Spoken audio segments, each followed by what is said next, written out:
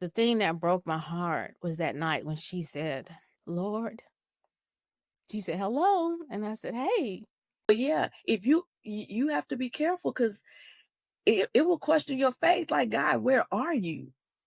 Absolutely, and I'll be honest, my faith was rocked.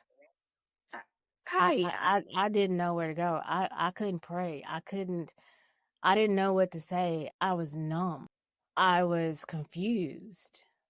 I was speechless. And then again, you have to remember, and I was reminded that even though they walked in the wilderness for 40 years, they were protected.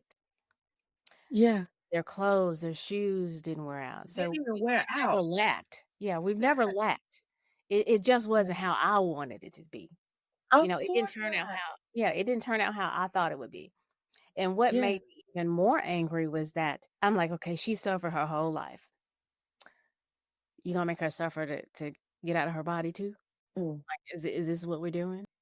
And then I think back to some of the days sometimes, and like when simple things like, you know, I don't know, and it may seem weird, but like my head is itching, and I'm like, what if I didn't do this for her? What if her head was itching or something and I didn't know?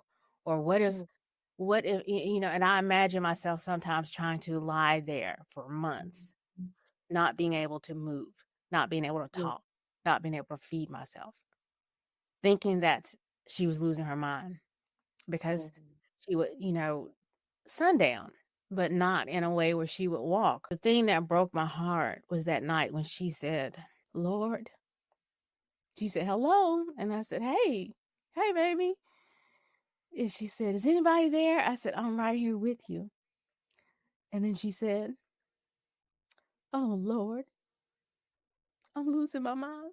Mm, And I spent a lot of time with her. And yes. so I would climb over in that hospice bed with her, and I would put my head on her chest, and I would listen to her heartbeat because I knew one day I wouldn't hear it.